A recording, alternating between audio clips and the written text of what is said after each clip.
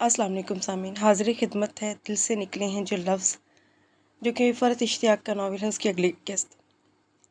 ابا میاں اور ننا کو انہوں نے بڑی گرم جوشی کے ساتھ خوش آمدید کہا، پھر مجھ پر نظر ڈالی۔ مجھے لگا وہ مجھے سرے سے نظر انداز کر دیں گے، مگر چہرے پر ایک اچھے میزبان جیسی مسکراہٹ لاتے میرے سوال کا جواب دیا۔ میں یہاں بہت ڈرتے اور جھجکتے ہوئے آئی تھی۔ پرسوں دوپہر سے لے کے کل کا پورا دن، آج صبح تک میں خود سے خفا ہو رہی تھی۔ اب میں ابا میاں اور ننا کے ساتھ چمن زار میں موجود تھی۔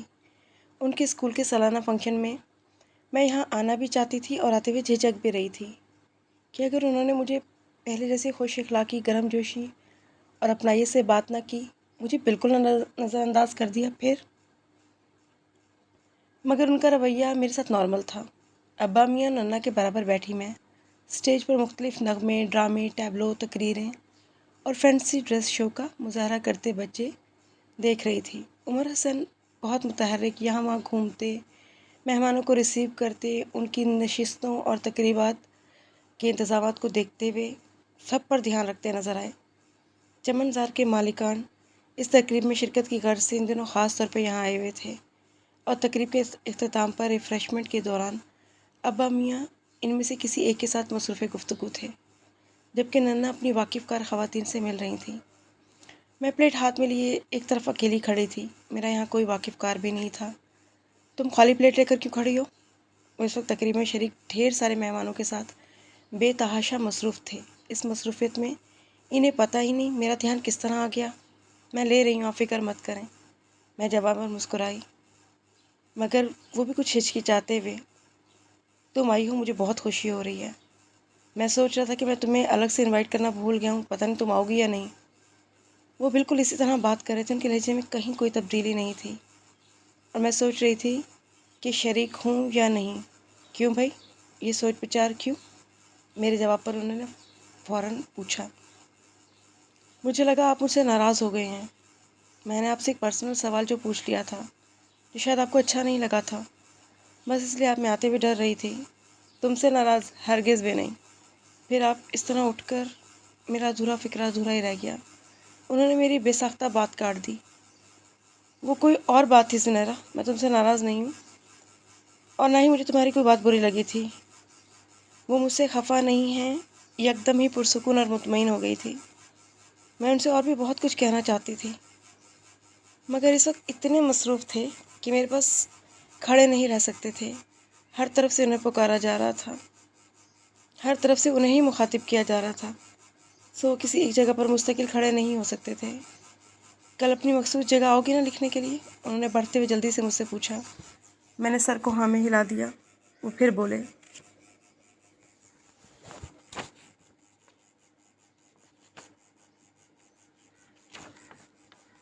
ٹھیک ہے، پھر باقی باتیں کل وہیں پر ہوں گی۔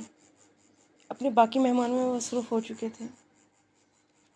صبح میں بہت جلدی اپنی پسندیدہ جگہ پر پہنچ گئی، مگر میری حیرت کی اس وقت انتہا نہیں رہی جب میں نے انہیں بھی اسی درخت سے ٹیک لگا کر بیٹھے دیکھا، جس سے ٹیک لگا کر میں بیٹھتی اور لکھتی تھی۔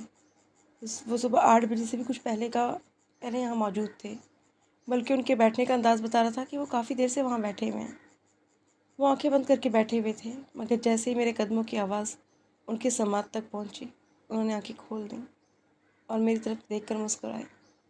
میں سوچ رہا تھا تم 9 یا 10 بجے سے پہلے نہیں آؤ گی۔ میں ان سے کچھ دور گھاس پر بیٹھ چکی تھی۔ کل کی تقریب پر کچھ دیر ان سے باتیں کرتے رہنے کے بعد میں نے اچانک یہ موضوع بدل دیا۔ کل آپ نے مجھ سے کہا تھا کہ آپ مجھ سے ناراض نہیں ہیں۔ ہاں، میں نے یہی کہا تھا، اور میں یہ بھی جانتا ہوں کہ تم چاہتی ہو کہ میں تم سے ناراض نہیں ہوں، تو میں تمہارے سوال کا جواب دوں۔ میری بات مکمل ہونے سے پہلے ہی وہ جواباً بولے، وہ کون تھا جس کی وجہ سے میں نے لکھنا چھوڑا؟ کئی سیکنڈز بعد ان کی آواز سنی، کسی گہری سوچ میں گم۔ وہ میرا سوال دہرا رہے تھے۔ یہ سوال تو بہت بعد کی بات ہے، پہلے یہ پوچھو وہ کون تھا جس کی وجہ سے میں نے لکھنا شروع کیا تھا۔ میں بالکل خاموشی سے ان کی طرف دیکھ رہی تھی۔ پتہ ہے سنیرا، میں اس روز تمہارے گھر سے اچانک کیوں چلا گیا تھا؟ تم سے ناراض ہو کر نہیں، تمہاری باتوں سے الجھ کر۔ جانتی ہو سنیرا، جو جملے تم نے مجھ سے کہے وہی برسوں پہلے مجھے کسی نے کہے تھے، تم لکھنا مت چھوڑنا عمر، تم لکھو، پلیز لکھو، کسی اور کے لیے نہ صحیح میرے لیے لکھو، میں تمہیں پڑھنا چاہتی ہوں، تم میرے لیے لکھو۔ انہی لفظوں نے سالوں پہلے مجھ سے میرا پہلا اور آخری ناول لکھوایا تھا۔ تم وہ نہیں، پر باتیں بالکل اس جیسی کرتی ہو۔ تمہارا لہجہ، تمہارا انداز، تمہاری باتیں ہو بہو اسی کی طرح ہیں۔ میں اس مواصلت کو کیا نام دوں زنیرا، میں حیران ہوں کہ تم اس جیسی کیسے ہو۔ تمہاری شکل اس سے بالکل مختلف ہے، مگر تمہاری عادتیں، تمہاری باتیں بالکل اس کی جیسی ہیں۔ چھوٹی چھوٹی باتیں، دوسروں کے احساسات پرواہ کرنے والی ایک لڑکی، جو میز پہ رکھے چند معمولی سے پھول اٹھانا بھی اس لیے یاد رکھے کہ وہ معمولی چیز کسی کا دیا ہوا تحفہ تھی، جو کبھی بھولے سے بھی کبھی کسی کے احساسات کو ہرٹ نہ کرتی ہو۔ دنیا میں اتنا ظلم کیوں ہے، ناانصافی کیوں ہے، طاقتور کمزور کو کیوں کچل رہے ہیں؟ ان باتوں پہ کوڑنے والی، جس کی کھانے پینے کی عادتیں اس کی جیسی ہیں، جیسے اسی کی طرح کی چیزیں پسند ہیں، جیسے سلاد کے پیالے میں سلاد کے پتے بالکل اسی انداز میں چنتے ہوئے کھانے کی عادت۔ سب سے بڑھ کر تم بالکل اسی طرح میری خوبیاں بیان کرتی ہو، میری تعریفیں یوں کرتی ہو گویا میں اس دنیا کا سب سے بہترین انسان ہوں، دوسروں سے بہت بہتر، دوسروں سے بہت الگ، بلکہ سب سے الگ، سب سے مختلف، سب سے اچھا۔ وہ کون تھی؟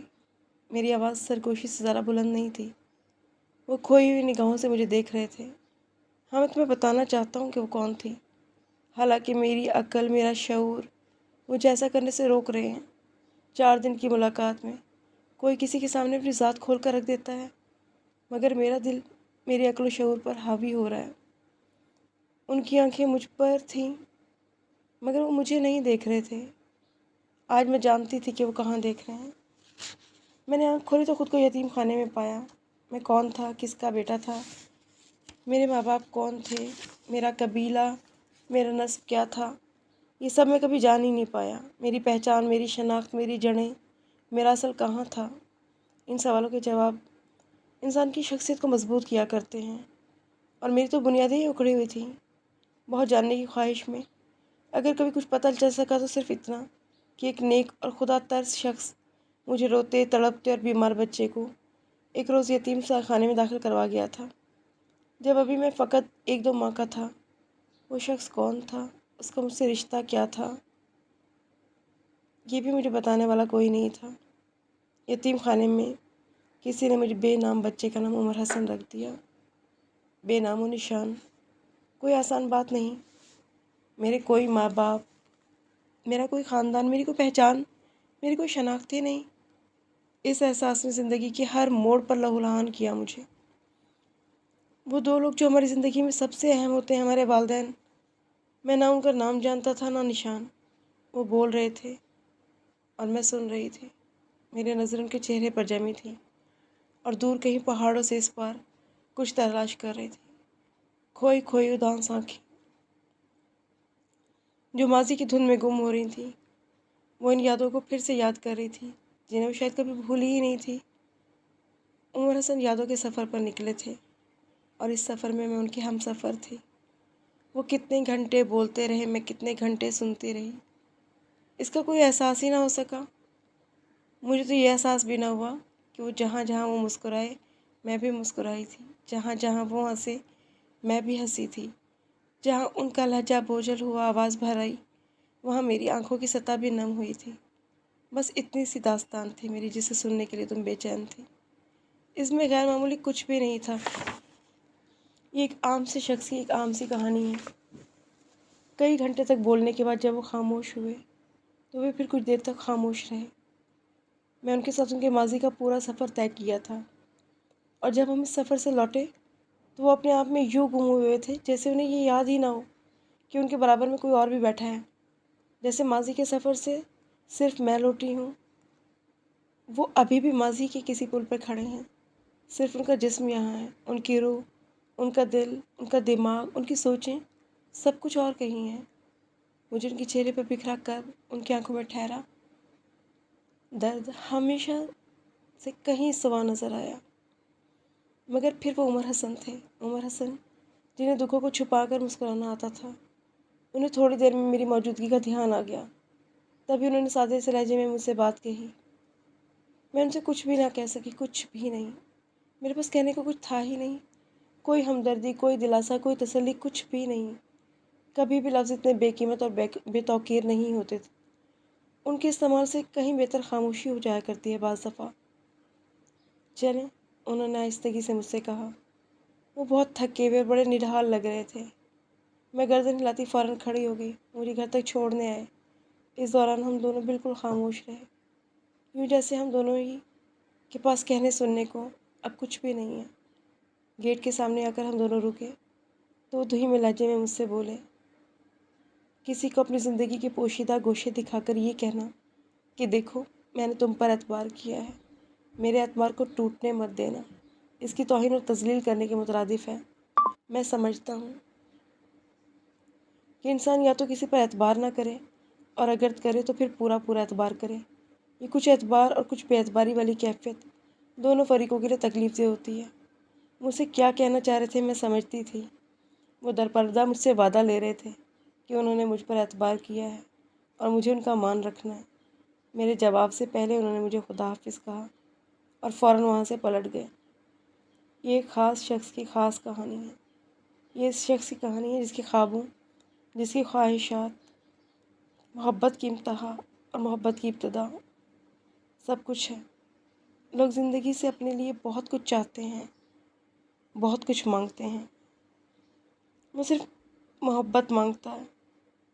اسے صرف محبت چاہیے تھی۔ اسے محبت کے سوا کبھی کسی کی کوئی تمنا ہی نہیں تھی۔ مگر زندگی کی تنگ دامنی دیکھیے کہ جو چیز وہ چاہتا تھا وہی ایک چیز اسے دیتے ہوئے اس کا دامن تنگ پڑ گیا۔ اس کے پاس تو کچھ بھی نہیں ہے، نہ محبتیں، نہ چاہتے، نہ خوشیاں۔ خوشیوں سے ہمیشہ دور سے اپنی جھلک دکھا کر خوشیاں اوجھل ہو جاتی ہیں آنکھوں سے، اس کے ساتھ آنکھ مچولی کھیلتی ہیں۔ اور محبت، اس نے اتنی آسانی سے اپنا ہاتھ اس سے چھڑا لیا۔ انسان جب اس دنیا میں آنکھیں کھولے اور نہ جانے اس کو یہ احساس کیسا محسوس کروائے، یہ جاننا کہ وہ تنہا ہے، وہ اکیلا ہے، لاوارث ہے، بے سہارا، بے نام و نشان، تو اس کے دل پر کیا گزرے گی؟ اس کا اصل، اس کی شناخت، اس کا حوالہ کیا ہے، کہاں ہے؟ کوئی ایک عورت تو ہوگی جو اس کی ماں ہوگی، جس نے بڑی تکلیف سہ کر اسے جنم دیا ہوگا۔ کوئی ایک مرد تو ہوگا جو اس کا باپ ہوگا، جسے اس نے اس دنیا میں آنے کے بعد سب سے پہلے گود میں اٹھا کر پیار کیا ہوگا، اس کے کانوں میں اذان دی ہوگی۔ وہ ایک عورت، وہ ایک مرد کہاں تھے؟ کہیں تھے بھی یا نہیں؟ وہ ان سے بچھڑ گیا تھا، ان سے کھو گیا تھا، یا انہوں نے اپنی خوشی اور اپنی مرضی سے اسے چھوڑ دیا تھا۔